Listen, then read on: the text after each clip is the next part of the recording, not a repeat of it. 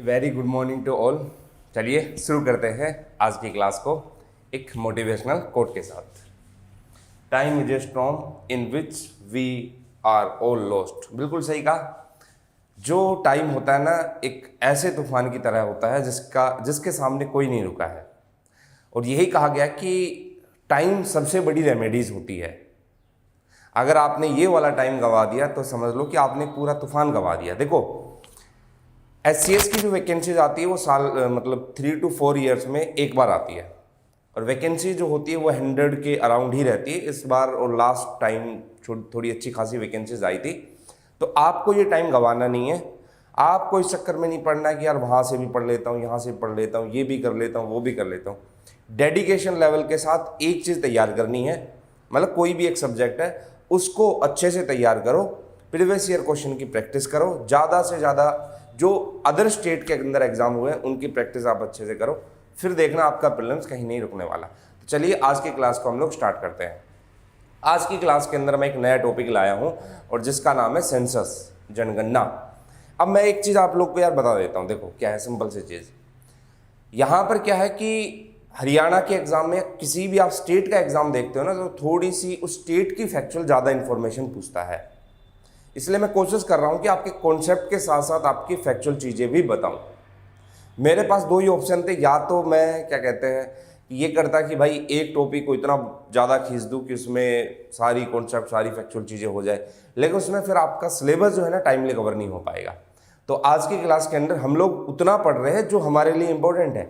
Extra चीज़ें मैं अपने आप बाहर निकाल रहा हूँ, ठीक है। अब तो चलिए स्टार्ट करते हैं आज के टॉपिक को, जिसका नाम है सेंसस। देखो भाई, तो पहले तो थोड़ा सा हिस्टोरिकल बैकग्राउंड समझते हैं और हरियाणा के कॉन्टेक्स्ट में क्या क्या है। देखो, ये जो टॉपिक है ना, ये फैक्चुअल टॉपिक भी है और कॉन्सेप्चुअल भी है, समझने वाला भी। जब मैं हरियाणा के सेंसस की बात करूंगा, हरियाणा से के पर्सपेक्टिव की बात करूंगा, तो वहां पर मैं बताऊंगा कि ऐसा क्यों हो रहा है। रीजन आप लोगों को समझ में आएगा कि अगर लिटरेसी रेट एक डिस्ट्रिक्ट के अंदर ज़्यादा पाया जा रहा है तो इसका मेन रीजन इसके पीछे का क्या है। तो देखते हैं एक बार। जो सेंसस है, पहले तो आप लोग को ये ध्यान रखना है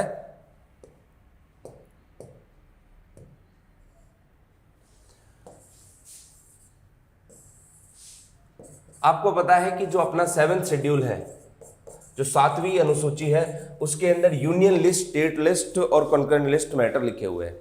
तो यूनियन लिस्ट की जब आप 69th एंट्री देखते हो, उस 69th एंट्री के अंदर आपको कौन सा दिखाई देगा? सेंसस दिखाई देगा। तो एक चीज समझ में आई कि सेंसस करने या करवाने का काम किसका होता है? हमारी यूनियन गवर्नमेंट का होता है, केंद्र सरकार का होता है। ये जो पावर है वो यूनियन लिस्ट के अंदर 7th शेड्यूल के अंदर लिखी हुई है। तो सेंसस किसका पार्ट होगा? यूनियन का पार्ट होगा, यूनियन लिस्ट के अंदर आएगा। अब किस मिनिस्ट्री के अंदर आता है? ये आता है मिनिस्ट्री ऑफ होम अफेयर। कई बार एग्जाम के अंदर प्रीलिम्स में ऐसे क्वेश्चन आ जाते हैं, 4 सब्जेक्ट लिख देगा और सामने उनकी मिनिस्ट्री लिख देगा। या तो कहेगा मैच करो, या फिर ये कहेगा कि कौन सा किस मंत्रालय के अंदर या सेंसस किस मिनिस्ट्री के अंदर आता है। इसे एक बार क्वेश्चन पूछा गया था कि अपना जो सिटीजनशिप है, नागरिकता है, वो किस मंत्रालय के अंदर आता है। हालांकि बेसिक क्वेश्चन था। अब ऐसे क्वेश्चन आप लोग को ध्यान रखने, मिनिस्ट्री ऑफ होम अफेयर। और उसके अंदर भी अगर आप लोग देखते हो तो office of registrar general and census commissioner, तो ये हो गया यूनियन लेवल पर। फिर इसी को स्टेट लेवल पर, फिर डिस्ट्रिक्ट लेवल पर, और फिर नीचे जो एम्प्लॉय होते हैं, कर्मचारी होते हैं, वो। तो ऑफिस ऑफ रजिस्ट्रार जनरल और जो सेंसस कमिश्नर है वो इसको कंडक्ट कराता है। दूसरा अगर हम लोग देखें तो देखो, सेंसस करना किस तरीके से होगा, उसकी पूरी पावर, पूरी अथॉरिटी, एक एक्ट बना हुआ है। कब का? सेंसस एक्ट 1948 का। हालांकि हमारे यहाँ तो सेंसस ब्रिटिश टाइम से ही हो रहा है, लेकिन जो 1947 के बाद जो सेंसस के थ्रू जो पावर्स आई है, जो सेंसस हो रहे हैं वो 1948 से सेंसस एक्ट से हो रहे हैं। आपको इस एक्ट को पढ़ने की जरूरत नहीं है, बस इतना ध्यान रख लो कि हाँ सेंसस एक्ट है। जैसे आज के टाइम पे मैं बात करूं, आज के टाइम पे जनरली ये होता है कि एम्प्लॉय जाते हैं, कर्मचारी जाते हैं, आपके घर का जो है डेटा कलेक्ट करते हैं, आपसे 4-5 सवाल पूछेंगे, और वो ये सारी की सारी पावर जो आई है वो किस एक्ट से आई है? सेंसस एक्ट 1948 से। अभी का क्या स्टेटस है? देखो, सेंसस जो है हर 10 ईयर में एक बार होता है। याद रखने का बड़ा आसान तरीका है, लास्ट में 1 लगा हो तो यार वो 10 ईयर में होगा। जैसे लास्ट 2011 के अंदर सेंसस हुआ और अभी कब उसकी रिपोर्ट आनी है, 21 के अंदर। लेकिन आपको पता है कोविड के चलते उसको पोस्टपोन कर दिया गया है। अब वो कब आएगा, 22 के अंदर, अगर सारी कंडीशन ठीक रही तो उस बेसिस पे। तो 22 के अंदर ये वाला जो सेंसस है, ये जो हमारी जनगणना है, इसको 22 के अंदर पोस्टपोन कर दिया गया है। थोड़ा सा ये और जानते हैं, एक बार देखते हैं। अब 2021 वाले को पोस्टपोन कर दिया कब, 22 के अंदर। ये जो 22 वाला जो सेंसस होगा, मतलब अभी जो 21 वाला बोल रहे हैं, ये 2 फेजेस के अंदर होगा। Would be conducted in 2 rounds. कैसे कैसे आपको समझना है। देखो, पहला जो फेज होगा वो हाउस होल्ड स्कीम, मतलब आपके घर घर जो एम्प्लॉयज है वो आपके घर घर जाएंगे और आपसे कुछ बेसिक क्वेश्चन पूछेंगे कि कितने बच्चे हैं और यहाँ पर कहाँ कहाँ पर, जैसे बाकी की चीज़ें वो आपसे पूछी जाएगी। अब एक चीज़ आपको ध्यान रखनी है कि अक्सर क्या होता है कि इसमें प्रॉब्लम आती है, यहाँ पर हेड काउंटिंग होगी। जब पर हेड काउंटिंग होती है ना, तो प्रॉब्लम ये आती है कि हमारे जो आप लोग के भी होंगे दूसरों को भी होंगे, कुछ स्कीम्स कुछ योजनाओं से उनको खोने का डर होता है, इसलिए वो एक्चुअल इन्फॉर्मेशन नहीं दे पाते। और सबसे बड़ी प्रॉब्लम यहीं पर आती है कि जब सेंसस कर्मचारी वहाँ पर जाते हैं तो वो सारी इन्फॉर्मेशन, फैक्चुअल जो इन्फॉर्मेशन है, एक्चुअल इन्फॉर्मेशन वो नहीं दे पाते, और जिसकी वजह से हमारे सेंसस के अंदर काफ़ी एरर आता है। ये एक बड़ी डिसएडवांटेज है, वो आगे हम लोग समझेंगे और क्या क्या डिसएडवांटेज हमारे सेंसस के अंदर है। दूसरा होता है फिर सेकंड राउंड के अंदर, फर्स्ट राउंड के अंदर चुन लिया गया घरों को, और फिर सेकंड के अंदर टोटल को कलेक्ट करके फिर उसकी काउंटिंग निकाल दी जाएगी। ये अपना होगा सेकंड राउंड। हालांकि इस बार तो वो जो सिस्टम है वो कंप्लीटली कैसे होने वाला है, डिजिटली होने वाला है। तो उसके बेसिस पे हो सकता है कि जो एरर है, जो सेंसस एरर है, वो हमारे क्या हो जाए, कम हो जाए। अब एक चीज और ध्यान रखनी है कि यहां पर इस बार से एक नया चेंज आ रहा है। जब से सेक्शन 377 को अलाउ किया है, यहाँ पर आपने इंडियन कॉन्स्टिट्यूशन के अंदर आप लोग पढ़ोगे, तो जो अदर लिखा होता है, जहां पर मेल फीमेल और अदर लिखा होता था, उस कॉलम को चेंज कर दिया गया। चेंज करके क्या कर दिया गया, थर्ड जेंडर। तो ध्यान रखना कि अदर वाला जो ऑप्शन है, उस अदर को हटाकर किसके अंदर चेंज कर दिया है, थर्ड जेंडर के अंदर। खैर, ये तो बेसिक बातें हुई। अब हम लोग देखते हैं कि जो हमारे पास सेंसस है उसके चैलेंजेस क्या क्या है, क्या क्या चुनौतियां आती है सेंसस पे। सबसे बड़ी प्रॉब्लम तो है कंटेंट एरर की। कंटेंट एरर का मतलब ये हुआ कि जैसे एक घर के अंदर मान लो कि 5 मेंबर है बच्चों के साथ। अब ये एक एम्प्लॉय यहां पर जाएगा और पूछता कि आपके घर के अंदर कितने बच्चे हैं और कितने मेल है, कितने फीमेल है, ये सारी जानकारी लेता है। अब हम लोग क्या करते हैं, कुछ योजनाओं से बचने के लिए हम 5 मेंबर को घटा देते हैं या अपना एक्चुअल डेटा नहीं बताते हैं। अब यहाँ पर यार एम्प्लॉय भी इतनी हेडेक तो लेगा नहीं कि नहीं मैं तो तभी जाऊँगा जब पहले सबका चेहरा दिखा दोगे मेरे को। और कई बार तो ये होता है कि ठीक है भाई, अपना नहीं पड़ोसियों का दिखा दिया। तो ये आपको यहाँ पर कंटेंट एरर दिखाई देगा, और वो इन लोगों की गलती नहीं है, वो हम लोग की गलती है। लेकिन हाँ, कई बार ये कवरेज एरर, जैसे एक एग्जाम्पल मैं आप लोग को बताता हूँ। जब लास्ट टाइम सेंसस हुआ था तो भाई उसकी रिपोर्ट वगैरह आई, तो उस टाइम पे मैं घर पर मौजूद नहीं था। तो घर वालों ने इन्फॉर्मेशन दे दी कि भाई एक लड़का और है और वो बाहर रहता है। मैं उस टाइम पे बाहर पढ़ता था, तो उस टाइम पे एक्चुअल रिपोर्ट नहीं थी, वो कंटेंट एरर ही उसको बोल सकते हैं। लेकिन खैर ऐसा तो नहीं कहेंगे। लेकिन अब कोई देखने थोड़ी ना आ रहा है कि है या नहीं। हाँ, राशन कार्ड वगैरह इन सब से पता चल जाता है, लेकिन बाकी इन्फॉर्मेशन भी ऐसी होती है जिसको छुपाया जा सकता है। तो ये चीज़ें आप लोग को थोड़ी सी ध्यान रखनी है कि भाई ये तो मेरे को पता चल जाएगा कि राशन कार्ड से हाँ इतने बच्चे हैं, लेकिन बाकी इन्फॉर्मेशन तो यहाँ से, क्योंकि उस टाइम पे तो आधार कार्ड तो था नहीं भाई, उस टाइम की बात कर रहा हूँ, बाकी इन्फॉर्मेशन तो हम लोग उससे पता नहीं कर सकते हैं। दूसरा क्या है, कवरेज एरर। ये सबसे बड़ी प्रॉब्लम दिखाई देती है, और ये सच बात भी है। मैं किसी के ऊपर आरोप नहीं लगा रहा हूँ, लेकिन कई बार हमारे एम्प्लॉय बचने के लिए मोटा मोटा निकाल लेते कि हाँ हमने इतने का सेंसस किया और ये रिपोर्ट हमने दर्ज की। तो प्रॉब्लम ये भी आती है कि पूरा कवरेज नहीं हो पाता। इवन कई बार एक दो घर भी छूट जाते हैं। जैसे कि एग्जांपल के तौर पे मैं बात करूं कि जैसे गांव के अंदर ये लोग गए, अब जिस टाइम पे ये लोग जाते हैं तो हो सकता है कि उस टाइम पे गांव के लोग खेत में काम करने गए हुए, कुछ गए नहीं मिला, तो ये फिर दोबारा मान लो एक बार गए फिर नहीं मिला, तो उसके बाद आगे की टेंशन नहीं ली जाती। एक क्या होता है कि मान लो एक खेत में किसी ने घर बना रखा है, उसके बारे में जानकारी नहीं हुई, वो गांव का ही हिस्सा है लेकिन वो दूर है, सरपंच से कांटेक्ट किया फिर भी नहीं हो पाया, तो ऐसी कंडीशन के अंदर कवरेज एरर जरूर दिखाई देता है। फिर अगला आप लोग देखो, सबसे ज़्यादा खर्चा होता है। जैसे एक एग्जांपल मैं बताऊं, I think around 8754 crore 23 lakh, ये अराउंड डेटा है कि जो रिपोर्ट निकाली थी, जो 2021 में सेंसस होना था, उस सेंसस के अंदर हम लोग 8754 करोड़ और 23 लाख रुपए इतने लगभग खर्च करेंगे। तो ये इतना बड़ा अमाउंट है कि इस अमाउंट को हम पता नहीं इससे कितनी योजनाएं चला सकते, खर्चा ज़्यादा है। हालांकि डिजिटली आने की वजह से इस एक्सपेंडिचर को काफ़ी मात्रा तक कम किया जा सकता है। एक ये है कि due to fear of losing various scheme, जो एक्चुअल डेटा है वो छुपाया जाता है, तो बहुत सारी योजनाएं छूट जाए या फिर स्कीम्स हमारे हाथों से चली जाए, इसके खोने के डर से भी एक्चुअल इंफॉर्मेशन हमें नहीं पर चल पाती। ये हमारे पास क्या है, चैलेंजेस है, किसको लेकर, सेंसस को लेकर। तो थोड़ा सा आप लोग को ध्यान रखना है। जैसे अभी मैं आप लोग को बता देता हूं, चूंकि आपका मेंस अभी तो है नहीं, लेकिन ये जो है करंट का टॉपिक है, क्योंकि भाई 10 साल में और 100% सेंसस से क्वेश्चन पूछेगा ही पूछेगा। अब एक चीज आप लोग करना, मैं तो चूंकि हरियाणा पढ़ा रहा हूं, मैं तो आप लोग को हरियाणा करवा रहा हूं भाई। देखो अब ये टॉपिक अराउंड 2-2.5 घंटे का, तो ऑटोमेटिकली अपने आप ही किसने सारी बातें अगर बताई जाए, तो ये वाला टॉपिक आप लोग ज्योग्राफी या कोई भी टॉपिक हो, इकोनॉमिक्स हो, उसके अंदर आप लोग कंप्लीट डिटेल के अंदर इसको जान लेना, कर लेना। मेरे लिए जितना इंपॉर्टेंट है वो मैं आप लोग को करा दूंगा। देखो यार, मेरा सब्जेक्ट ऐसा है कि जिसमें से है ना सारी चीज़ें भी नहीं उठानी पड़ती दूसरे सब्जेक्ट की, और कुछ छोड़ना भी नहीं पड़ता, थोड़ी थोड़ी चीज़ें उठा लो और उसी में से थोड़े थोड़े में से बता दिया गया। चलिए अब बढ़ते हैं आगे की तरफ।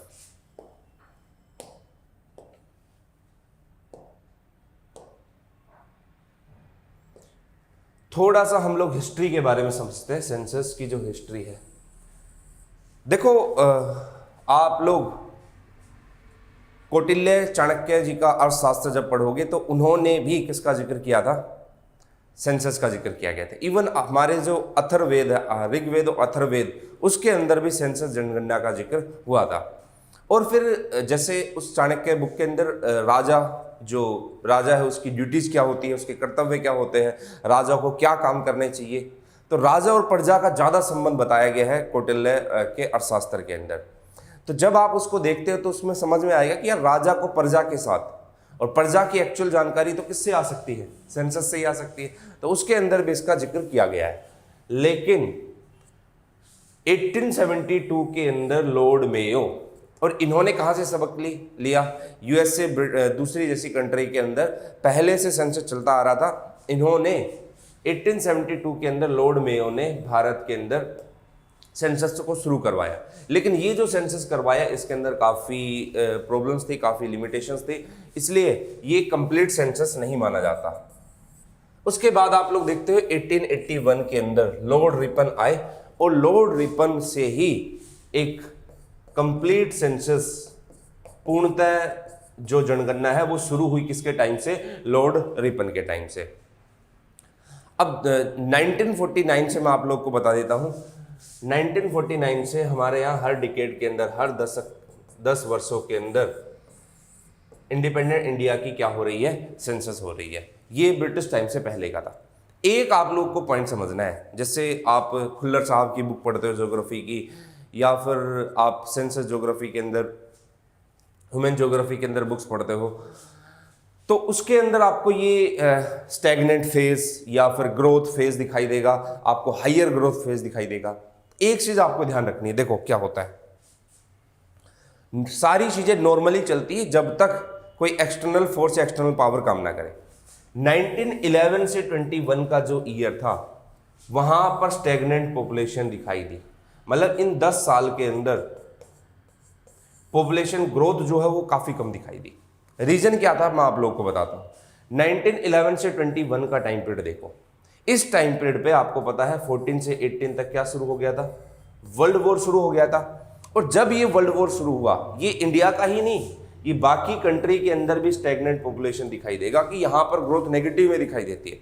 ग्रोथ नेगेटिव का मतलब है कि 11 और 21 को जब हम लोग कंपेयर करते हैं तो 21 में कम पॉपुलेशन रही है, किसके कंपैरिजन में 11, मतलब जिस तरीके से बढ़ना चाहिए। तो 14 से 18 तक जब ये वर्ल्ड वॉर चला तो इस वर्ल्ड वॉर की वजह से काफ़ी कंट्रीज़ की इकोनॉमिक कोलैप्स हुई, अर्थव्यवस्था उनकी खराब हो गई, उसकी वजह से इन्फ्लेशन आया, महंगाई आया। जैसे कि एग्जांपल मैं आप लोगों को बताऊं, ये जो फर्स्ट वर्ल्ड वॉर हुआ जर्मनी के साथ आपको दिखाई देगा, आप ये वर्ल्ड हिस्ट्री में पढ़ते हो, वर्साई की ट्रीटी हुई थी। उस वर्साई की ट्रीटी के अंदर जर्मनी के सारे रिसोर्सेज छीन लिए गए, जर्मनी के अंदर के ऊपर वॉर कंपनसेशन उसको देना पड़ा, युद्ध हर्जाना, और इतना बड़ा युद्ध हर्जाना देना पड़ा कि एनसीईआरटी की बुक्स में बताया भी है कि एक पाव खरीदने के लिए एक पूरी बैलगाड़ी पैसों की भरकर ले जानी पड़ती थी। और फिर आगे चलकर एक हिटलर आता है और बोलता है कि मैं इन सारी परेशानी से बाहर निकाल दूंगा। लेकिन आपको ये ध्यान रखना है 1911 से 21 का जो फेज था ये एक स्टैग्नेंट फेज था। किसकी वजह से? वर्ल्ड वॉर की वजह से इकोनॉमिक्स कोलैप्स हो गई, उसकी वजह से इन्फ्लेशन हो गया, फेमाइन आ गया, ये सारी प्रॉब्लम यहाँ पर आपको दिखाई देगी। इसलिए इनकी वजह से बच्चे कम हुए या इनकी वजह से पॉपुलेशन क्या हुई, पॉपुलेशन ग्रोथ कम हो गई। ये अपना स्टैग्नेंट पॉपुलेशन। तो अब तक की हिस्ट्री के अंदर यही ईयर ऐसा दिखाई देगा। अब क्या है, अब आप देखो, आप 2001 से ही काउंट कर लो, अभी 21 चल रहा है, 2011 और फिर 2021। देखो जब से एलपीजी रिफॉर्म्स आया है 1991 से, तो उसको समझने में थोड़ा सा टाइम लगा। लिबरलाइजेशन, प्राइवेटाइजेशन, ग्लोबलाइजेशन की जब प्रोसेस आई तो उसको समझने में थोड़ा टाइम लगा। आज का टाइम पीरियड ऐसा है कि आज के टाइम पे पॉपुलेशन ग्रोथ तो होती है, पॉपुलेशन तो इंक्रीज होती है, लेकिन हम लोग फैमिली प्लानिंग करके भी चलते हैं। जैसे आप लोग 91 से 2001 तक देखोगे तो ठीक ठाक अमाउंट में पॉपुलेशन ग्रोथ होती रही है, लेकिन इसके बाद आप लोग देखोगे तो पॉपुलेशन ग्रोथ जो है कम होती आ रही है। कम होती का मतलब पॉपुलेशन तो बढ़ रही है लेकिन उसके बढ़ने का रेट जो है वो क्या हो रहा है, कम हो रहा है। इसको हम लोग इकोनॉमिक्स की लैंग्वेज में स्लो डाउन भी बोल देते हैं। जैसे बोलते हैं ना कि महंगाई तो बढ़ रही है लेकिन महंगाई बढ़ने का रेट कम हो रहा है, स्लो डाउन। तो सेम चीज यहां पर आपको दिखाई देगी। उसका सबसे बड़ा रीजन क्या है? उसका रीजन ये नहीं है कि हम लोग बता रहे कुछ चीजें कर रहे हैं, इसका सबसे बड़ा रीजन ये है कि आज का में एक तो लिटरेसी रेट बढ़ा हुआ है। जब लिटरेसी रेट बढ़ा हुआ है, साक्षरता दर बढ़ी हुई है, तो पढ़े लिखे लोग आ रहे हैं, तो वो एक तो कम बच्चे पैदा कर रहे हैं, सही बात है। फैमिली प्लानिंग करके चलते हैं,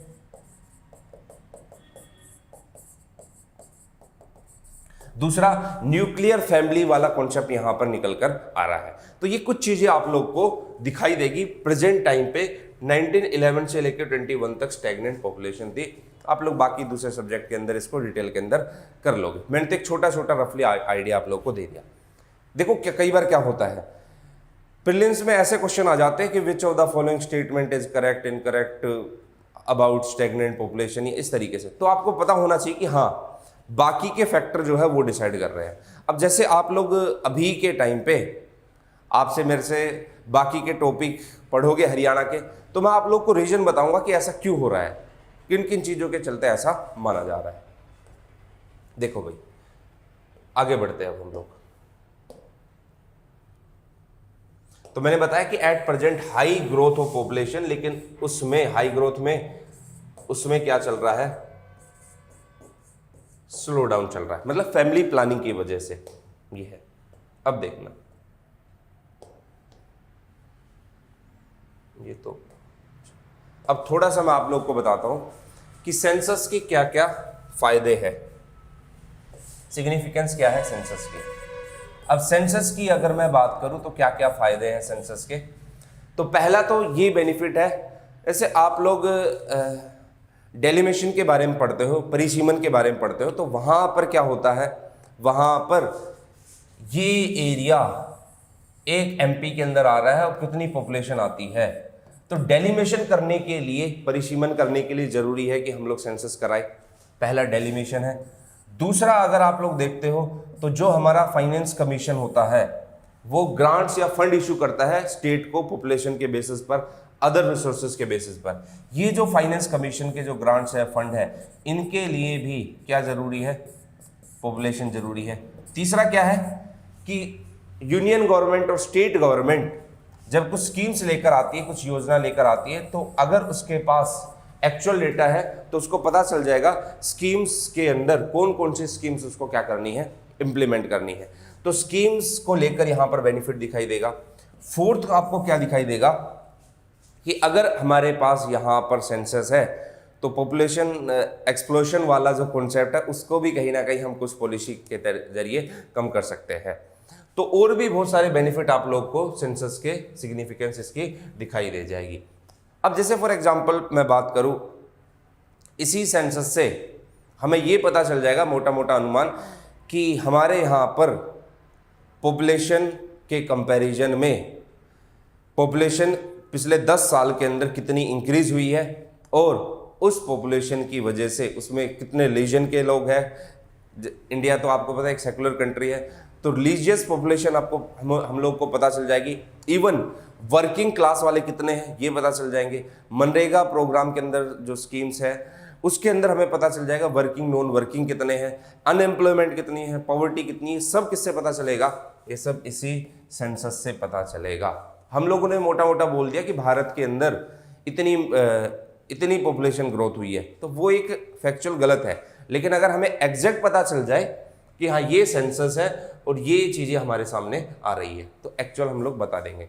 और सबसे बड़ा तो फिर फाइनेंस कमीशन से, ये डेलिमिशन कमीशन, एमपी एमएलए, इनका डेलिमिशन, ये सब आप लोगों को चीज़ें यहाँ पर दिखाई देगी। चलिए, तो ये कुछ चीज़ें थी। अब हम लोग बात कर लेते हैं हरियाणा की पॉपुलेशन के बारे में, हरियाणा की फैक्चुअल इंफॉर्मेशन के बारे में। अब एक चीज़ मैं आप लोगों को गारंटी देता हूँ, क्वेश्चन बनेगा, बिल्कुल बनेगा और सीधा पूछेगा डायरेक्ट। मैं यहाँ पर क्या करूँगा, आपको प्रॉब्लम ना हो रटने में, आप बार बार एक ही चीज़ को ना रटो, तो मैं आप लोगों को मोटा मोटा आइडिया दे दूंगा कि हाँ अगर ये है तो आप इजीली इसको कवर कर सकते हो। देखते हैं, ये तो हमने कल की क्लास के अंदर भी देखा था। बेसिक डेटा ऑफ हरियाणा का एरिया इतना है 44,212, डिवीजन 6 है, पहले भी मैंने बताया, डिस्ट्रिक्ट 22 है, सब डिवीजन 73 है, तहसील 93 है, सब तहसील 50 है, विलेज 6841 है और ग्राम पंचायत 6212 है। ये लास्ट क्लास के अंदर भी हम लोगों ने कवर किया था। अब इन सब को देखते हुए अब आते हैं मेन इसके ऊपर। पहले तो मैं आप लोगों को बेसिक बताता हूं। देखो, पहले तो पॉपुलेशन के ऊपर आप आओ, सॉरी,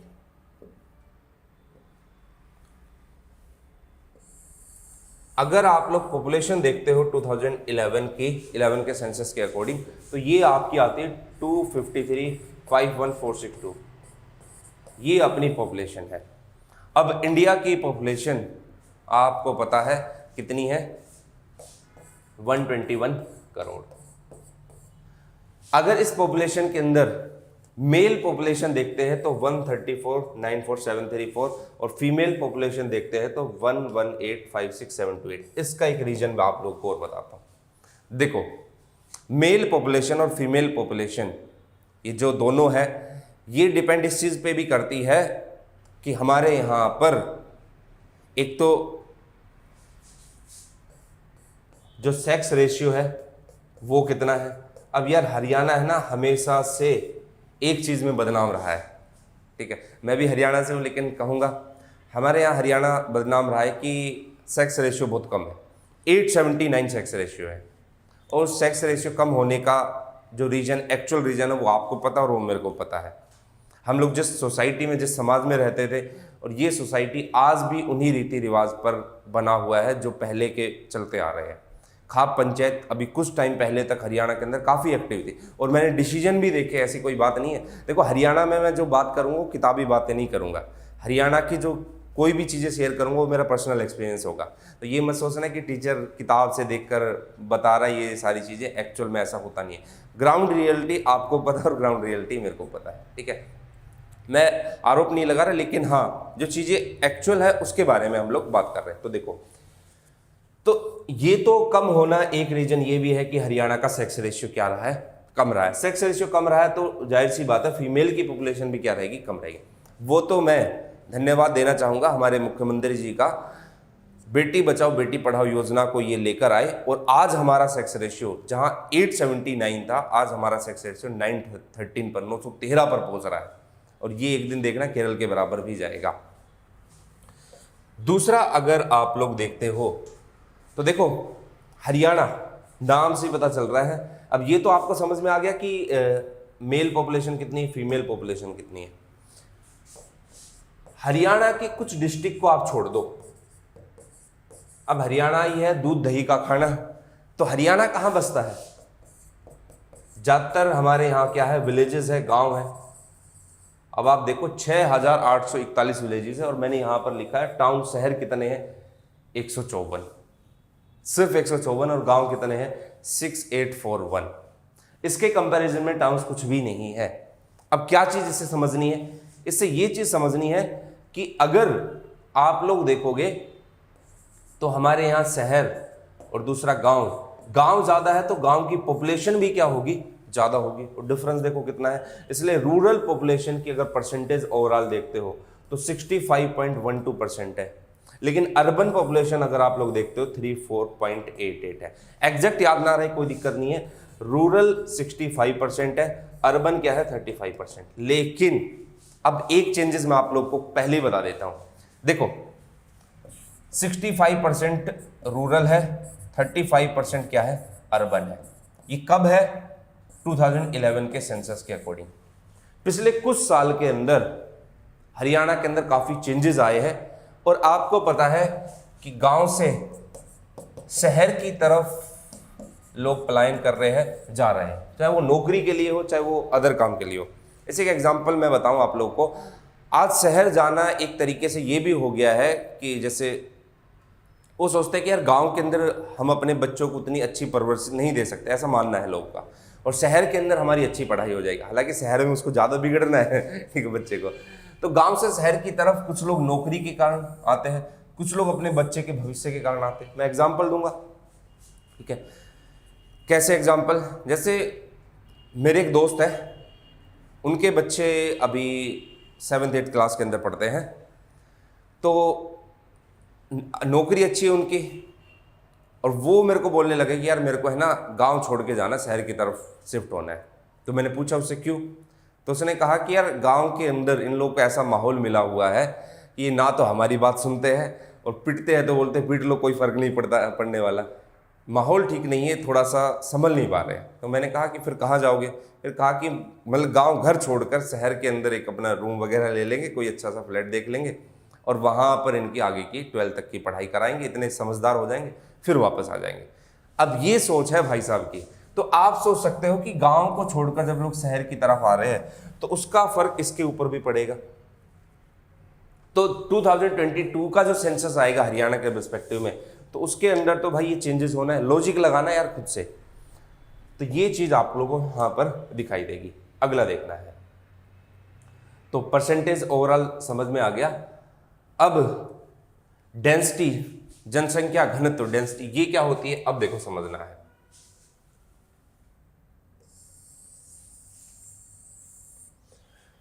एक स्क्वायर किलोमीटर के अंदर कितने लोग रह रहे हैं, कितनी पॉपुलेशन रह रही है, उसको हम लोग क्या कहेंगे, डेंसिटी कहेंगे। लो भाई बना दी फिगर। इस एक स्क्वायर किलोमीटर के अंदर कितने लोग रह रहे हैं उसको हम लोग क्या कहेंगे, डेंसिटी कहेंगे। अब आप लोग को पता चलेगा सबसे ज्यादा और सबसे कम डेंसिटी। देखो जैसे इस क्लासरूम को मान लेते हैं, इस क्लासरूम का एरिया ले लिया कितना है और इसमें टोटल पॉपुलेशन देख ली, उसको डिवाइड कर दिया, हमें पता चल गया कि हाँ ये इस शहर की पॉपुलेशन डेंसिटी है, ये एक डिस्ट्रिक्ट की, ये इस स्टेट की पॉपुलेशन डेंसिटी है, जनसंख्या घनत्व है। अब देखो ये जो पॉपुलेशन डेंसिटी है ये आपको एक बेसिक सी टर्म में समझ में आ गया। लॉजिक क्या लगाना है अब आपको, देखो लॉजिक ये लगाना है। अब मेरे को एक चीज बताओ, इस जगह पर रहने वाले जो लोग, उसको हम लोग पॉपुलेशन डेंसिटी बोल रहे हैं। तो कुछ ऐसा हो जाए कि इस जगह के ऊपर ज्यादा से ज्यादा लोग इस तरफ खींचे चले आए, तो उसकी पॉपुलेशन डेंसिटी, आप मेरे को एक चीज बताना, इंक्रीज होगी या डिक्रीज होगी? बढ़ जाएगी पॉपुलेशन डेंसिटी, जनसंख्या घनत्व तो बढ़ जाएगा। कैसे बढ़ेगा? अब मैं आपको एक एग्जांपल बताता हूं। पॉपुलेशन कहां पर ज्यादा खींची चली आएगी? जहां पर फैक्ट्री होगी, कंपनी होगी वहां पर, या जहां पर पहाड़ पर्वत होंगे ये सब, जहां पर कोई फैक्ट्री नहीं है वहां पर? तो कहोगे जाहिर सी बात है सर, उस एरिया में ज्यादा होंगे जहां पर फैक्ट्रीज है, जहां पर पहाड़, सॉरी कंपनी है, जहां पर एमएनसी कंपनीज काम कर रही है, जहां पर अच्छे इंस्टीट्यूट्स हैं, एजुकेशन जहां पर अच्छी है। और इन सब का सबसे अच्छा एग्जाम्पल या तो आपका फरीदाबाद हो सकता है, आपका गुरुग्राम हो सकता है। तो आप एक चीज देखो, फरीदाबाद और गुरुग्राम के पिछले 10 साल के अंदर पॉपुलेशन डेंसिटी काफी बढ़ी है। उसका रीजन क्या है कि नई नई एमएनसी कंपनीज का होना, एजुकेशन इंस्टीट्यूट का होना, उसके अलावा फैक्ट्रीज का होना। तो ये यहां पर आपको दिखाई देगा, जहां पर फैक्ट्रियल एरिया होगा, कंपनी होगी, इंडस्ट्रियल एरिया होगा, वहां की पॉपुलेशन डेंसिटी आपको क्या मिलेगी? अदर डिस्ट्रिक्ट के कंपैरिजन में ज्यादा मिलेगी। अब एक चीज देखो, एरिया भी डिपेंड करता है। अब पॉपुलेशन डेंसिटी जैसे आप झज्जर की देखो, आप नुहू की देखो, झज्जर में तो फिर भी है लेकिन उसकी तो ओवरऑल कमी है। नुहू की देखो, पलवल की देखो, तो यहां पर पॉपुलेशन डेंसिटी अपने आप कम मिलेगी। अब एक चीज और देखो, या तो ये फैक्टर डिसाइड करता है, या पॉपुलेशन डेंसिटी, जैसे कोई टूरिस्ट प्लेस है, कोई पर्यटक स्थल है, माउंटेन रीजन है लेकिन टूरिस्ट प्लेस है, वो ही काफी, वहां पर रहने वाले लोग भी क्या होंगे? ज्यादा आएंगे, और वहां की पॉपुलेशन डेंसिटी भी क्या मिलेगी? ज्यादा मिलेगी। अब मैं सीधा सा आप लोग को बताऊं, फरीदाबाद हुआ, गुरुग्राम हुआ। अब जैसे एक पर्टिकुलर एरिया की उसने बात कर दी, आपको ये पता है कि यार इस एरिया में हमारे पास फैक्ट्री, कंपनी, एजुकेशन इंस्टीट्यूट, ये सारी चीजें ज्यादा है, तो यहाँ की पॉपुलेशन डेंसिटी अपने आप क्या मिलनी है? ज्यादा मिलनी है। फिर ज्यादा लॉजिक लगाना ही नहीं है। गुरुग्राम की क्यों है? रीजन समझ में आ गया, फैक्ट्री, कंपनी, ये सारी चीजें आप लोग को गुरुग्राम में ज्यादा दिखाई देगी। इसलिए यहाँ पर काम करने के लिए अदर स्टेट से, दूसरे स्टेट से भी क्या आते हैं? बाहर बाहर से बंदे आते हैं और वो रहते हैं, तो उस एरिया की डेंसिटी क्या हो जाएगी? इंक्रीज हो जाएगी। ये चीज आपको समझनी है। अब देखते हैं आगे। देखो मैं हर चीज है ना आप लोग को लॉजिक के साथ बताऊंगा, तो हर चीज के पीछे ये नहीं कि आपको रट लिया 573 स्क्वायर किलोमीटर, इसका मतलब ये होगा 1 किलोमीटर स्क्वायर के अंदर इतने लोग रह रहे हैं, ये इसकी क्या हो गई? डेंसिटी हो गई। अब लिटरेसी रेट की हम लोग बात करते हैं। देखो भाई, आप लोग देखते हो लिटरेट पॉपुलेशन की अगर हम लोग बात करें तो लिटरेसी रेट 75.6% दिखाई देगा, जो कि काफी है। सुनना, देखो कोई भी ऐसा स्टेट जहां पर आपको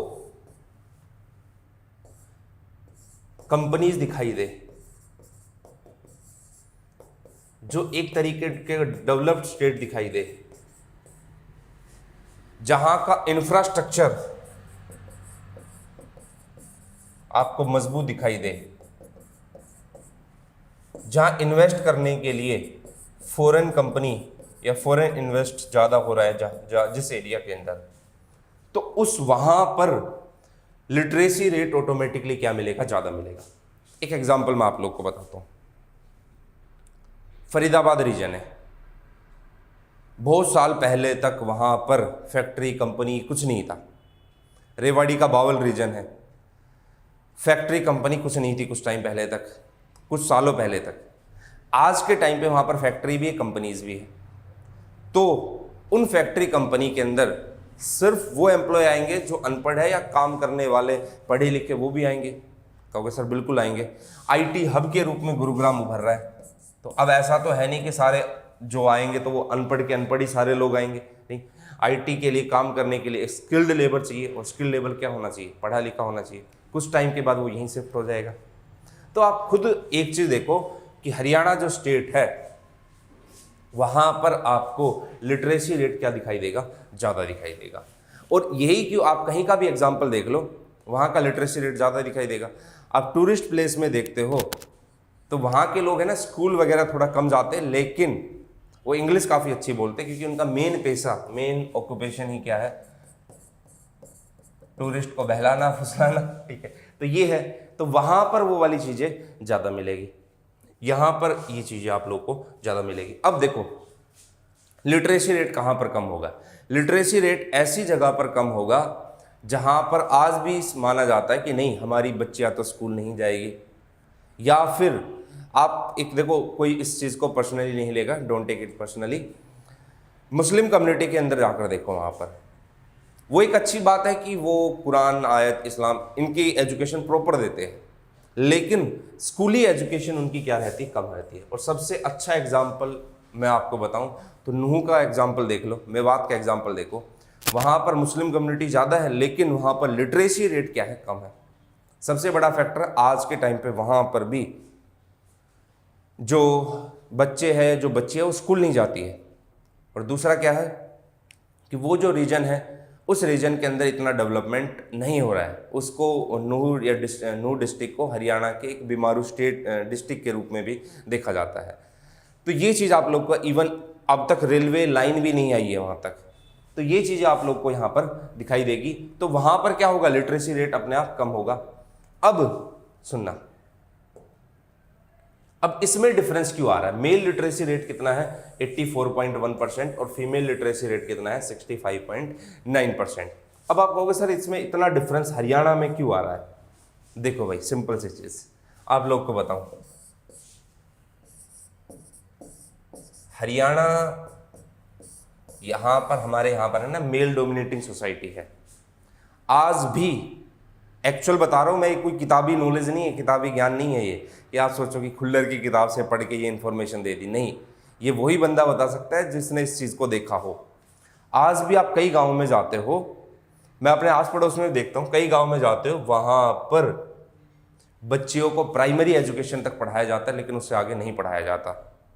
आज भी 12th क्लास तक पढ़ाने के बाद, कई जगहों पर, आज भी बात कर रहा हूँ मैं, कई जगहों पर 12th क्लास में पढ़ाने के बाद या तो उसकी शादी करा देते, या फिर बोलते कि भाई घर पे काम करेगी या छोरी, तो है ना, ये चीज़ें हमारे यहाँ पर दिखाई देगी। लेकिन अब ये जो लिटरेसी रेट है 2011 की बात करता है, अभी चल रहा है 21, इन 10 साल के अंदर काफ़ी परिवर्तन हुआ है। तो देखना जो नया डेटा आएगा उसके अंदर फीमेल लिटरेसी रेट बढ़ा हुआ होगा। मेल तो पढ़े लिखे हैं, फीमेल लिटरेसी रेट बढ़ा हुआ हो। कई बार कई स्टेट के ऐसे आंकड़े आते हैं कि उम्मीद रहती है कि मेल लिटरेसी रेट बढ़ेगा, लेकिन मेल कम हो जाता है, फीमेल बढ़ जाता है। तो ये चीज़ आपको यहाँ पर फीमेल लिटरेसी रेट में दिखाई देगी, किसके अंदर, हरियाणा के अंदर। देखो 84 है, यहाँ पर 65.9 है। हाँ, अभी 2011 के बाद 2021 है, तो इसके अंदर ही फीमेल लिटरेसी रेट ऑटोमेटिकली बढ़ेगा ही बढ़ेगा। मेल लिटरेसी रेट में कोई ज़्यादा फर्क पड़ने वाला है नहीं, क्योंकि ये तो पहले भी वैसे ही थे और हम आज भी उसी तरीके से पढ़ रहे हैं, लेकिन ये इंक्रीज होगा, वो एक अच्छा इंडिकेशन है। और इसका एक फ़र्क ये भी बता सकते हो कि हरियाणा गवर्नमेंट ने जो स्कीम चलाई है, बेटियों को आगे बढ़ाया है, मेन स्कीम की ब्रांड एम्बेसडर जो बनाया है, ब्रांड एम्बेसडर किसको बनाया है, फीमेल्स को बनाया है। उसके अलावा Beti Bachao Beti Padhao, selfie with daughter, ये सारी स्कीम जो चला रखी, तो जनता के बीच में एक जागरूकता आ रही है। वो सोच रहे कि यार हम जिस नज़रिए से समाज को, सोसाइटी को देखते थे, वो एक गलत नज़रिया था, और आज लोग की सोच बदल रही है, तो एजुकेशन भी बढ़ रही है और सेक्स रेशियो भी कहीं ना कहीं इंक्रीज हो रहा है। अब यहाँ पर देखो, सुनना, ये तो जाहिर सी बात है कि, एक सेकंड, देखो रूरल लिटरेसी रेट और अर्बन लिटरेसी रेट, फर्क तो होगा ही होगा। गांव में पढ़े लिखे लोग कम मिलेंगे, लेकिन शहर में ज़्यादा मिलेंगे। देखो अब आप लोग राजस्थान में जाओगे तो राजस्थान के अंदर ये डिफरेंस काफ़ी नज़र आ जाएगा आपको, लेकिन हरियाणा के अंदर रूरल लिटरेसी रेट 71.4 है, अर्बन लिटरेसी रेट कितना है 83.1 है। और ये भी अगर मैं बताऊँ ना, तो हरियाणा के जो सदन है, जैसे पलवल का कुछ रीजन हुआ, मेवात, नूह का कुछ रीजन हुआ, महेंद्रगढ़ का कुछ रीजन हुआ, रेवाड़ी का कुछ रीजन हुआ, और इवन अपने गुरुग्राम के भी कुछ एक मिल जाएंगे गांव, 2-4 गांव ऐसे मिल जाएंगे, वहां पर ये जो है उसके अंदर आप लोग को डिफरेंस नजर आएगा।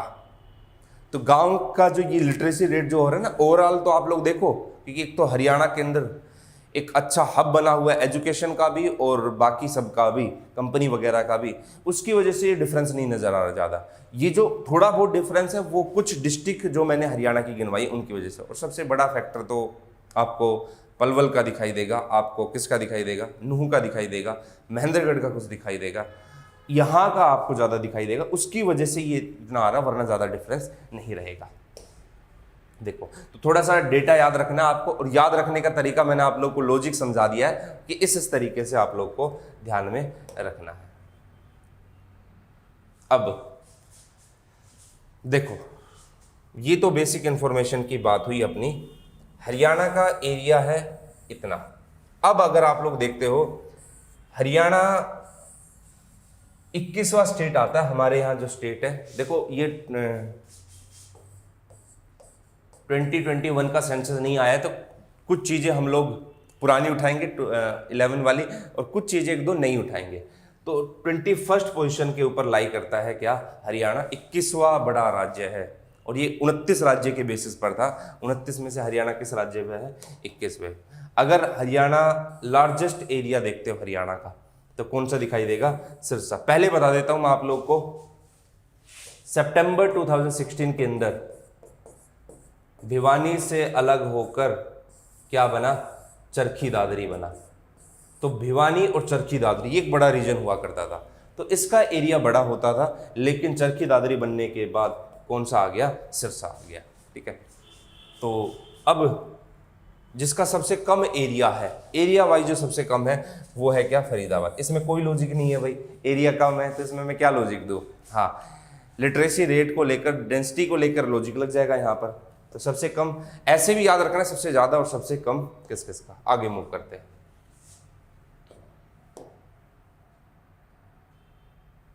देखो भाई, अब पॉपुलेशन वाइज अगर देखते हो आप लोग, population 2,53,51,462। Mail population, female population मैंने आप लोग को पहले ही बता दी।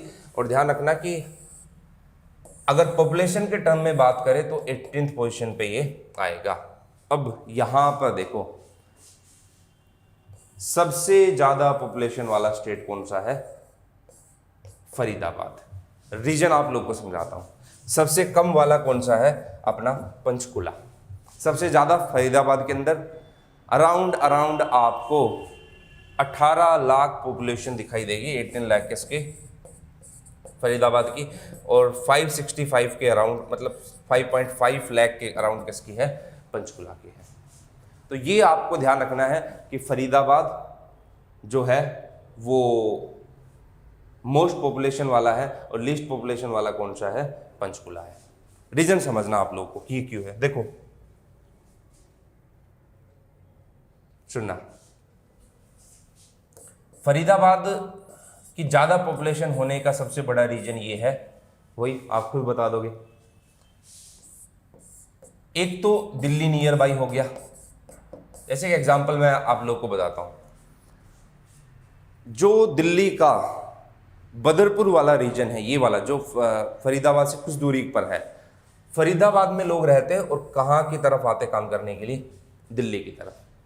तो दिल्ली का में पॉपुलेशन डेंसिटी ज़्यादा है, तो दिल्ली के लोग किस तरफ शिफ्ट हो रहे हैं, फरीदाबाद नियर बाई शिफ्ट हो रहे हैं।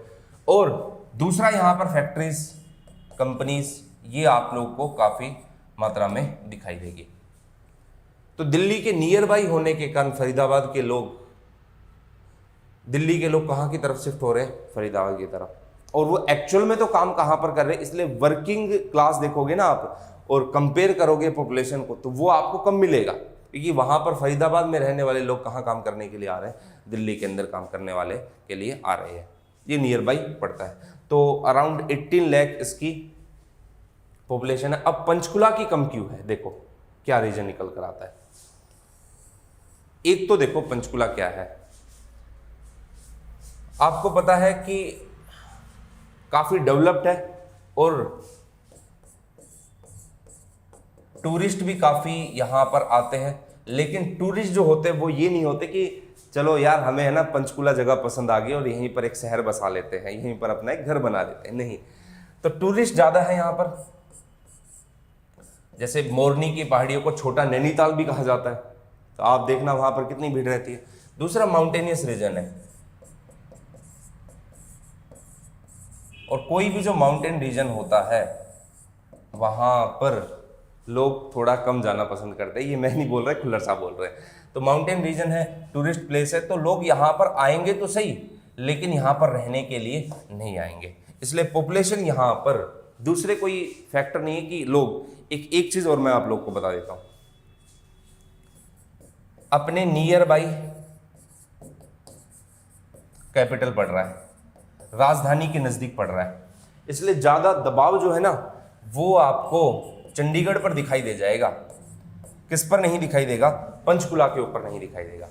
मतलब फरीदाबाद और दिल्ली ये तो इतना है कि इजीली एक टाइम के लिए ट्रेवल कर ले, लेकिन पंचकुला और इसके बीच की दूरी आपको ठीक ठाक मिलेगी।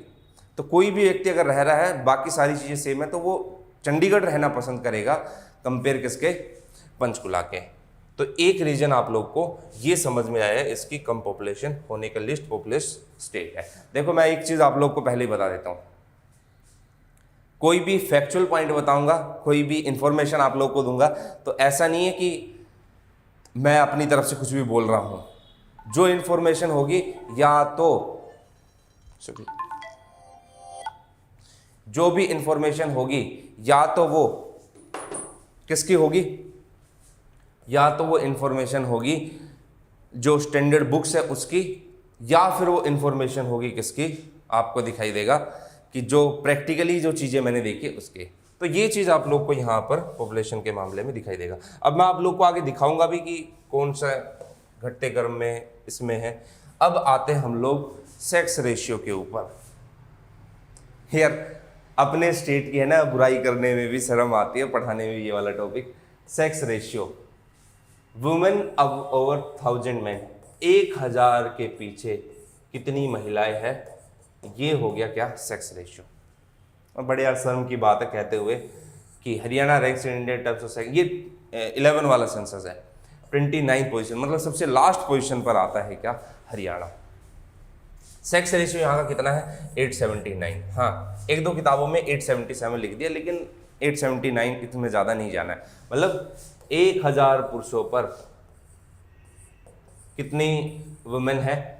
879 है। ये एट प्रेजेंट यहां पर हमें फक्र होगा, एट प्रेजेंट ये कितना हो चुका है? 913, 913 एट प्रेजेंट ये पहुंच चुका है, जो कि एक अच्छी बात है। पहुंचने का कारण बेटी बचाओ बेटी पढ़ाओ योजना, सेल्फी विद डॉटर, बेटियों को लेकर इतनी स्कीम सरकार ने चला रखी, वन स्टॉप सेंटर चला रखे, उनको इन चीज़ों को देखते हुए यहाँ पर एक अच्छी लोगों के अंदर जागरूकता आ रही है।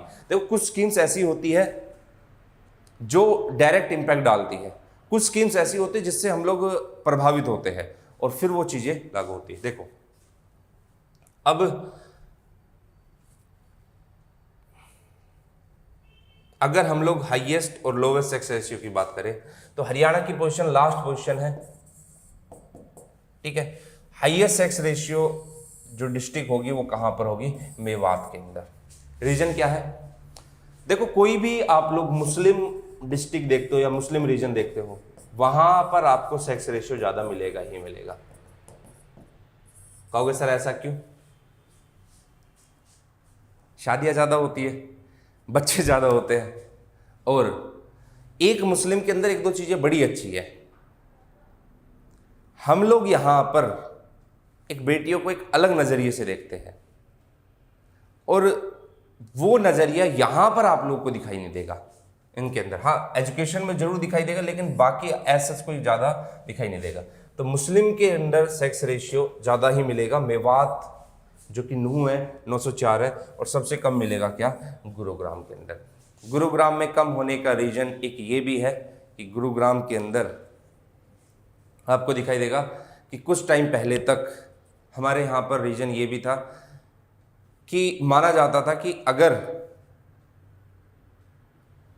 पहला बच्चा हुआ है या पहली लड़की हुई है, तो देखो यार खुलकर मैं बोल नहीं सकता, लेकिन प्रॉब्लम जो है वो जेन्युइन प्रॉब्लम है। अब यहाँ के लोग पता क्या होते थे, प्रॉब्लम क्या है, मैं भी यहीं से हूँ तो भाई खुलकर बोल सकता हूँ। ये सोच होती थी कि यार पहला अगर बेटा हो जाए तो बेस्ट है, ये सोच होती थी। अगर वो नहीं हुआ तो पहली बेटी, दूसरी बेटी। मैंने एक दो एग्जाम्पल ऐसे देखे भी है जहां पर बच्चियों को करवा दिया गया है। तो ये प्रॉब्लम यहाँ पर आपको दिखाई देगी यार, जब तक आप अपनी सोच को नहीं बदलोगे ना, आप आगे नहीं बढ़ सकते। आपको दोनों को बराबर रखना होगा।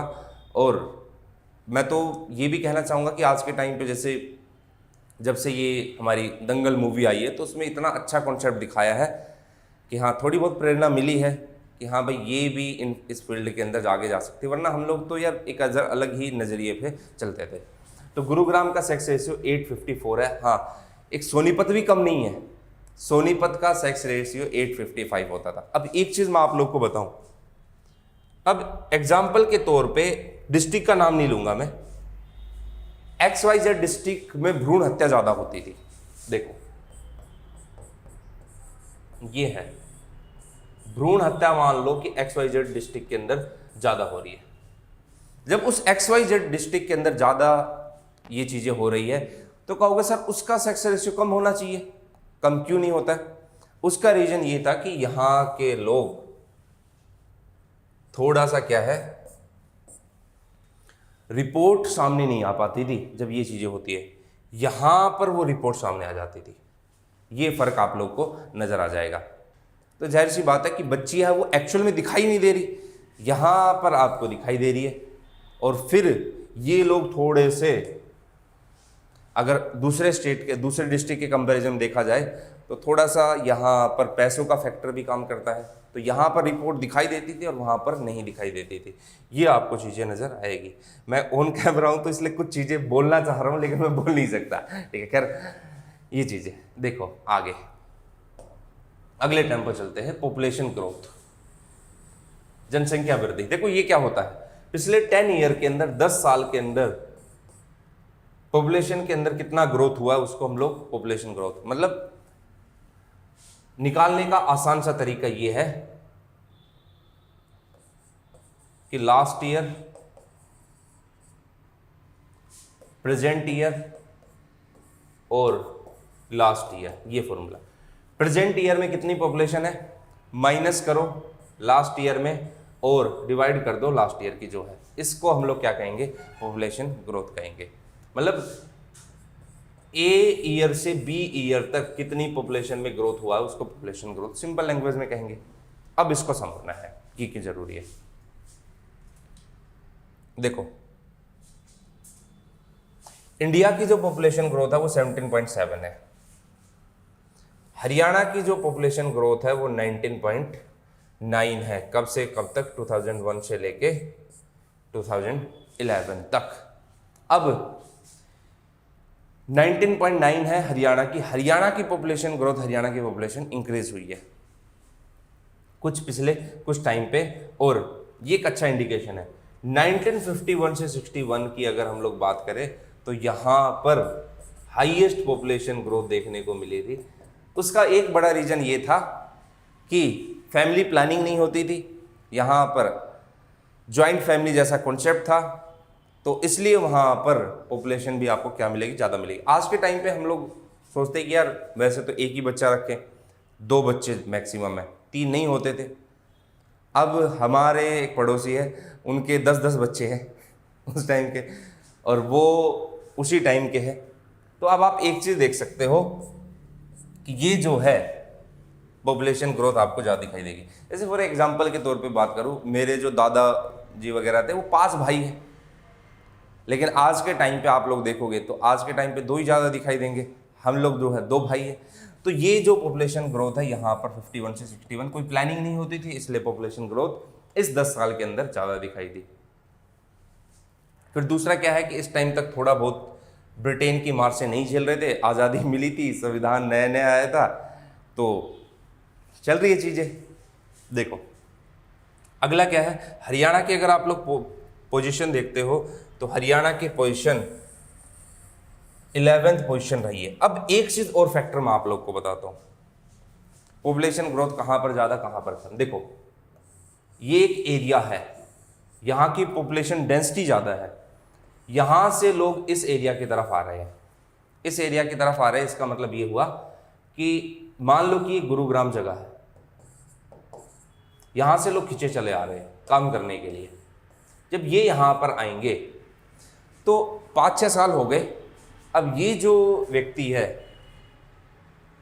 इसका मन हुआ कि यार गुरुग्राम मेरे को पसंद आ गया और मैं काम भी कर रहा हूं, अच्छी कंपनी में काम कर रहा हूं, अब मैं यहीं पर बस जाता हूं। इसके जो बच्चे होंगे वो भी कहां पर होंगे, यहां पर होंगे। तो ऐसी जगह जहां पर पॉपुलेशन डेंसिटी ज्यादा है, लोग एक जगह की तरफ अट्रैक्ट हो रहे हैं, वहां पर पिछले 10 साल के कंपैरिजन पॉपुलेशन ग्रोथ मिलेगी ही मिलेगी ज्यादा। एक एग्जांपल मैं देता हूं, 2001 से लेकर 2011 तक इन 10 साल के अंदर गुरुग्राम, फरीदाबाद, इन रीजन के अंदर इतनी फैक्ट्रियां लगाई गई है, इतने प्रोजेक्ट लगाए गए हैं कि लोग अपने आप इसकी तरफ अट्रैक्ट हुए। जब अपने आप अट्रैक्ट हुए तो जाहिर सी बात है कि वहां पर रहने के लिए अकेले तो आएंगे नहीं, कुछ लोग अकेले भी आएंगे, फैमिली को भी लेके आएंगे और फैमिली प्लानिंग भी करेंगे और बच्चे भी होंगे। तो ये एक प्रकार से आपको दिखाई देगा गुरुग्राम के अंदर हाईएस्ट पॉपुलेशन ग्रोथ मिलेगी। और कौन सी पोजीशन पर है ये, 11th पोजीशन के अंदर। आप खुद बता सकते हो, अच्छा सर गुरुग्राम में ज़्यादा होगी, फरीदाबाद में ज़्यादा होगी, कम कहाँ पर है, कम है यहाँ पर, कहाँ पर, झज्जर के अंदर।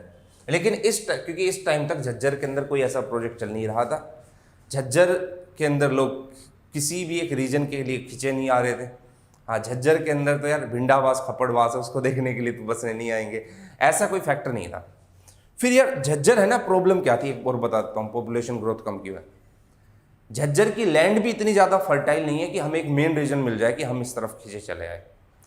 कुरुक्षेत्र हमें समझ में आता है कि लोग क्यों खींचे चले आ रहे हैं, झज्जर का ऐसा कोई रीजन नहीं है। रोहतक भी समझ में आता है कि क्यों खींचे चले आ रहे हैं, लेकिन झज्जर ऐसा कुछ नहीं। सोनीपत में फूड मार्केट बना रहे हैं तो उस वजह से इस टाइम तक झज्जर कोई ऐसा रीजन नहीं था। हो सकता है इस बार ये डेटा कुछ चेंज हो जाए, कुछ और दिखाई दे जाए आपको।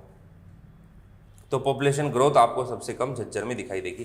क्यों दिखाई देगी वो भी आप लोग को रीजन मैंने आप लोग को बता दिया। चलिए अब देखते हैं कुछ एक और इन्फॉर्मेशन। हर चीज़ का लॉजिक बता रहा हूँ भाई आपको ये मत बोलना कि सर ने सिर्फ फैक्चुअल बताया और काम चल गया।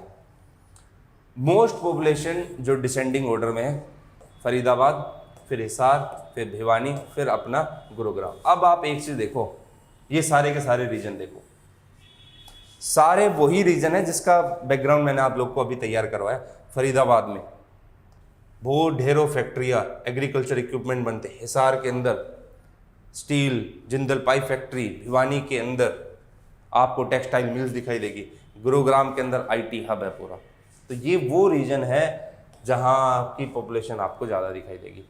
मिनिमम पॉपुलेशन वाले अब देखो, जो 10 साल के अंदर कम रहे, पंचकुला, रेवाड़ी, महेंद्रगढ़, फतेहाबाद, यहाँ की पॉपुलेशन क्या रहेगी, यहाँ की पॉपुलेशन मिनिमम रहेगी। रीजन मैंने आप लोग को समझा दिया। हाँ, इस बार हो सकता है रेवाड़ी का ये वाला जो डेटा है वो थोड़ा सा चेंज हो जाए, क्योंकि 2011 से 2021-20 पिछले 8-9 साल के अंदर फरीदाबाद को बराबर की टक्कर दे रहा है कौन, रेवाड़ी। लेकिन हाँ, महेंद्रगढ़ की पोजीशन लगभग वही रहेगी, सेम रहेगी। जैसे एक एग्जांपल मैं आप लोग को बताता हूँ, महेंद्रगढ़ एजुकेशन के मामले में काफ़ी ऊपर चल रहा है, अच्छे अच्छे स्कूल्स हैं वहाँ पर, कॉलेजेस है, तो एजुकेशन को लेकर वहाँ पर पॉपुलेशन ज़्यादा दिखाई देगी। लेकिन दूसरा कोई रीजन वहाँ पर दिखाई नहीं देगा। ऐसे मेरी जो एजुकेशन है 11th-12th की सेकेंडरी जो एजुकेशन है वो भी मैंने महेंद्रगढ़ से ही की है। लेकिन आज भी अब मैं कहीं जब महेंद्रगढ़ जाता हूँ तो एजुकेशन के रूप में उसको अल्टरनेट के तौर पे देखता हूँ। लेकिन कोई ये सोचे कि नहीं हमें वहाँ पर बाकी दूसरे तरीके से जाना है, तो वो नहीं है। तो ये आपको दिखाई देगा। अगला है लास्ट आपका फतेहाबाद। ये कुछ इनके डिसेंडिंग ऑर्डर के अंदर पॉपुलेशन रही है जो आपको मोटे मोटे तौर पर ध्यान रखनी है।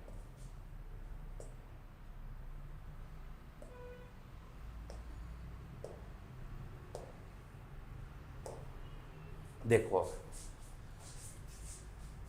District with highest mail population, जहां पर मेल पॉपुलेशन ज़्यादा होगी वो कौन कौन सी डिस्ट्रिक्ट है, वही आपको दिखाई देगा। फरीदाबाद है, हिसार है, भिवानी है, गुड़गांव है, वही है। ये असेंडिंग ऑर्डर में है, पंचकुला, रेवाड़ी, महेंद्रगढ़, फतेहाबाद। मेल पॉपुलेशन और असेंडिंग ऑर्डर डिसेंडिंग ऑर्डर, ये भी ध्यान रखना। अब देखो, अगर आपने पॉपुलेशन ध्यान रख लिया तो मेल पॉपुलेशन भी कहीं ना कहीं आपको क्या नजर आएगा, सेम नजर आएगा। लेकिन हाँ, ये थोड़ा सा आइडिया आप लोग रखना पहले वाले डिस्ट्रिक्ट का। देखो, आपको सारी इंफॉर्मेशन रटने की जरूरत नहीं है, मोटा मोटा आइडिया रख लो कि फरीदाबाद 18 लाख है, मेल पॉपुलेशन इतनी मिलेगी आपको, पंचकुला की आपको लगभग इतनी मिलेगी, ठीक है। हाईएस्ट फीमेल डिसेंडिंग ऑर्डर की अगर हम लोग बात करें तो वही आपका फरीदाबाद आएगा, फिर आपका हिसार, फिर भिवानी, और फिर कौन सा आएगा, करनाल आ जाएगा। यहाँ पर थोड़ा सा आपको चेंजेस दिखाई देंगे। ये तो मैंने आप लोग को लिख दिया है आप लोग के लिए, ताकि आपको कुछ चीज़ें कुछ बातें ध्यान रहे। लेकिन हाँ, ये जो शुरुआत का जो फैक्चुअल डेटा है ना, वो थोड़ा सा आप लोग ध्यान में रखना। चलिए अब मूव करते हैं आगे की तरफ। अब वो डिस्ट्रिक्ट जो हाईएस्ट डेंसिटी है लोगों की, और वो डिस्ट्रिक्ट जो सबसे कम डेंसिटी पर आपको दिखाई देगी, जनसंख्या घनत्व। सुनना, अब रीजन देखते हैं एक बार। सबसे पहले तो आप लोग को फरीदाबाद दिखाई देगा 2442 डेंसिटी, पॉपुलेशन डेंसिटी की बात हो रही है यहाँ पर। सबसे ज़्यादा आपको किसका दिखाई देगा, फरीदाबाद। तो सर रीजन समझ में आ गया हमें कि फरीदाबाद क्यों है। उसके बाद देखो गुड़गांव, उसके बाद देखो पानीपत, फिर तो आपका फिर पलवल रीजन नज़र आ जाएगा। पलवल पिछले कुछ टाइम से काफ़ी डेवलप्ड हुआ है, तो इसलिए यहाँ पर ज़्यादा है। फरीदाबाद और गुड़गांव देखो आप, ये दो जगह देखो आप लोग।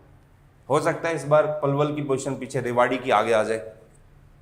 फरीदाबाद और गुड़गांव देखो, दोनों के दोनों इंडस्ट्रियल हब है, इसलिए यहाँ पर पॉपुलेशन डेंसिटी आपको क्या दिखाई देगी, ज़्यादा दिखाई देगी। मिनिमम पॉपुलेशन डेंसिटी वाला कौन सा है, सिरसा। पॉपुलेशन डेंसिटी सिरसा की क्या है, कम है। थोड़ी बहुत जो थी वो आपको पता है किसकी वजह से पॉपुलेशन डेंसिटी सिरसा के अंदर थी। बहुत सारे लोग ऐसे थे जो इतने ज़्यादा एक से प्रभावित थे कि वो वहीं पर जाकर बस गए थे। लेकिन हाँ, ओवरऑल सिरसा के एरिया बड़ा है। देखो एरिया बड़ा है, एज सच कोई ज़्यादा इंडस्ट्री है नहीं, लेकिन हाँ एग्रीकल्चर अच्छी होती है, लेकिन वो वहाँ के लोग ही करते हैं। ऐसा तो है नहीं कोई बाहर से आकर ज़मीन खरीदेगा और सिरसा के अंदर करने आएगा। वो कहेगा यार इससे अच्छा तो मैं यूपी चला जाऊँगा, इससे अच्छा तो मैं जो है पंजाब चला जाऊँगा। लेकिन हरियाणा के अंदर उतना भी नहीं है कि लोग यहाँ पर ज़मीन खरीदने के लिए खींचे चले आए दूसरे शहर से, नहीं। सिरसा 303, फिर भिवानी, फिर फतेहाबाद, और फिर कौन सा मिलेगा, हिमनगर। देखो ये सभी के सभी वो डिस्ट्रिक्ट है जिनका एरिया क्या है, एरिया काफ़ी बड़ा है। एरिया वाइज ये लार्जेस्ट डिस्ट्रिक्ट है, और एरिया वाइज लार्जेस्ट होने के कारण पॉपुलेशन डेंसिटी यहाँ पर क्या है, कम है। भाई एरिया बड़ा है, आप खुद लॉजिक लगाओ, एरिया बड़ा है लेकिन वहाँ पर कोई इंडस्ट्री नहीं है, एग्रीकल्चर ही मेन ऑक्यूपेशन है उनका, तो लोग बहुत कम किसी चले आएंगे, ठीक है। पॉपुलेशन डेंसिटी ऑटोमेटिकली वहाँ पर क्या होने वाली है, कम रहने वाली है। अब अगला देखो, अब ऐसे क्वेश्चन भी एग्जाम के अंदर अक्सर पूछे जाते हैं, रिलीजन के बेस पर, धर्म के बेसिस पर कौन कौन सी कितनी है अपने हरियाणा के अंदर। देखते हैं, हिंदू जो है वो 87.46 है, मुस्लिम 7.03, Sikh 4.91, Christian 0.20, Jain 0.2, Buddhist 0.03, unknown 0.17। आपको मोटे मोटे ये आइडिया याद रखना है कि देखो अगर आप लोग देखते हो तो अपना कुरुक्षेत्र, पंचकुला का थोड़ा सा रीजन छोड़ दो, पंचकुला, अंबाला, यमुनानगर, हरियाणा जाना जाता है अपने कल्चर के लिए। हरियाणा जाना जाता है कि हमारे जो मंदिर वगैरह थे, जो महाभारत है, एपिक वगैरह, उनके लिए जाना जाता है। तो जाहिर सी बात है जब हिंदुओं का एक मेन जगह यहाँ पर आपको हो गई तो ये आपको समझ में आएगा कि हाँ यार ये मेन जगह हिंदुओं की है, तो यहाँ पर हिंदू पॉपुलेशन क्या मिलनी है, ज़्यादा मिलनी है। ये जो मुस्लिम 7.03% है, ये भी मैं आप लोग को बता दूं कि मेवात, नूह, पलवल, गुरुग्राम, यहाँ पर आपको ज़्यादा दिखाई देगी। ओवरऑल तो आप लोग देखोगे तो हिंदू ही है, क्योंकि बाकी डिस्ट्रिक्ट में आप जाओ, हाँ कुछ पानीपत में भी है, बाकी डिस्ट्रिक्ट में आप जाओ तो वहाँ पर तो आपको हिंदू मेजोरिटी ही दिखाई देगी। थोड़ा सा मैं आप लोग को ये बता देता हूँ, मुस्लिम जो 7.3% है वो एक तो मेवात की वजह से है, नूह की वजह से, दूसरा आपका गुरुग्राम, यहाँ पर भी अच्छी खासी मात्रा में, तीसरा आपको दिखाई देगा कौन सा? पानीपत का रीजन, एक आपका पलवल का रीजन कुछ मात्रा तक। ये जो है इनकी वजह से मुस्लिम ज़्यादा है, बाकी डिस्ट्रिक्ट के अंदर तो मुस्लिम ना के बराबर आपको मिलेंगे। सिख वाला जो एरिया है वो आपको सिरसा, फतेहाबाद, ये वाला रीजन मिलेगा, वहाँ की वजह से ज़्यादा है। क्रिश्चियन कहाँ पर है? क्रिश्चियन नियर बाई दिल्ली के एरिया के अंदर आपको ज़्यादा मिलेगा। गुरुग्राम के अंदर भी अच्छे खासे क्रिश्चियन हैं और फरीदाबाद में भी आप लोग को अच्छे खासे दिखाई देंगे। जैन और बुद्धिस्ट, जैन तो यार कुछ कुछ फैले हुए, तो ऐसा हम लोग काउंट नहीं कर सकते, तो ये आपको यहाँ पर दिखाई देंगे। अब अगला देखना है, वो तो हम लोगों ने बात की सिंपल बेसिक अपनी उनकी। बर्थ डेथ स्टैटिक्स देख लेते हैं कि बर्थ और डेथ का क्या है। देखो एक मैं आप लोग को बताता हूं,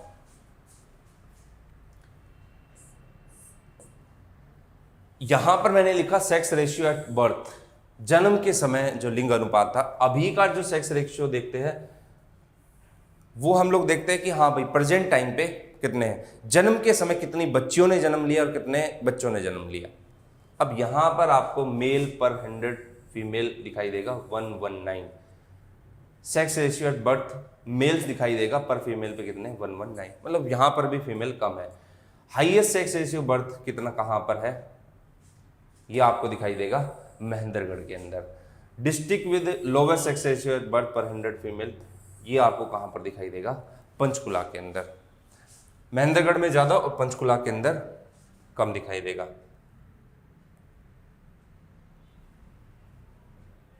अब देखो अगला,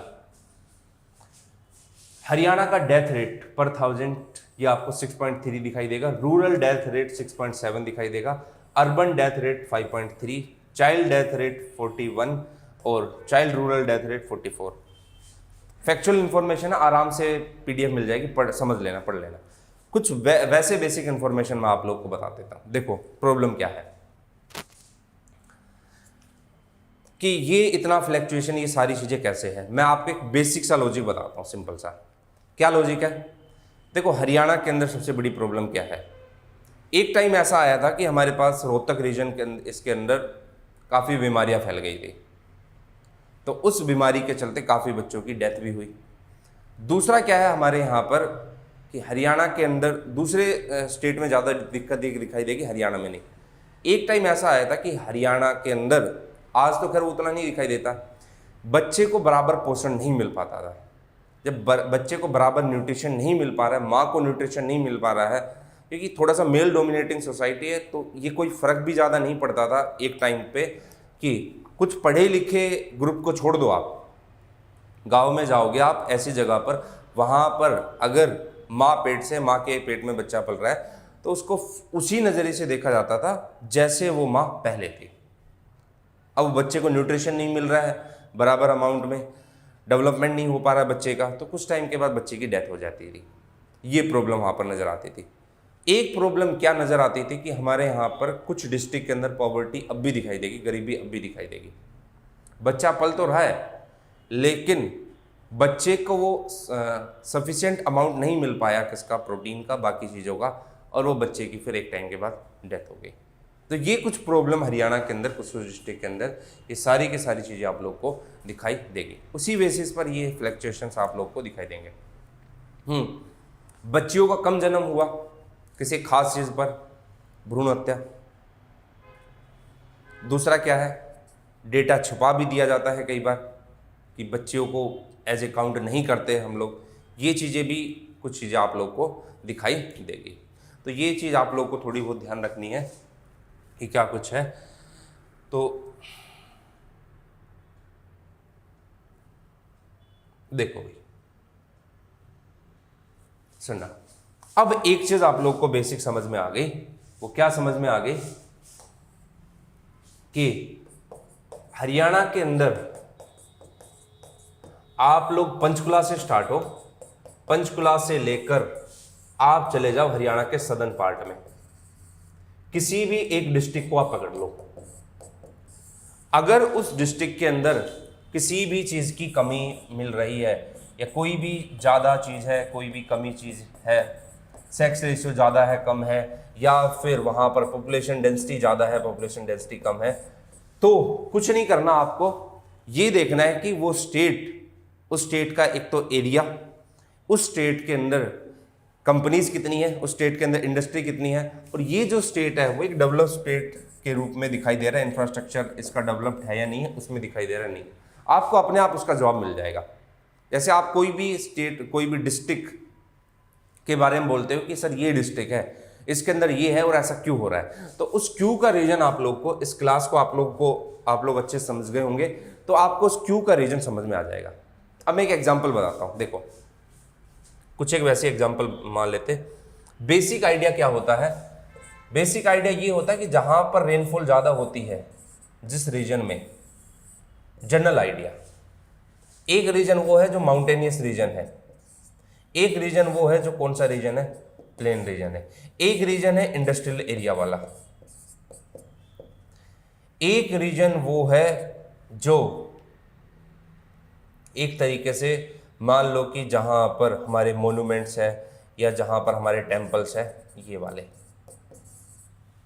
अब इनको देखते हैं, जहां पर रेनफॉल ज्यादा होगी वहां पर आपको वेजिटेशन ज्यादा दिखाई देगा, फ्लोरा एंड फोना ज्यादा दिखाई देगा,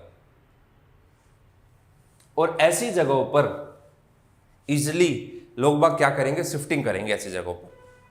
वहीं दूसरी जगह आप लोग देखते हो माउंटेनियस रीजन, माउंटेन का क्षेत्र है, वहां पर लोग रहना कम पसंद करेंगे, कम लोग रहेंगे। हाँ, अगर वो टूरिस्ट प्लेस है तो वहां पर टूरिस्ट हब के रूप में आपको दिखाई दे जाएगा, प्लेन एरिया में ज़्यादा रहेंगे, इंडस्ट्रियल में और ज़्यादा रहेंगे। अब जहां पर मोन्यूमेंट टेम्पल ज़्यादा है तो वहां पर उस कम्युनिटी के लोग भी क्या करेंगे, ज़्यादा खींचे चले आएंगे।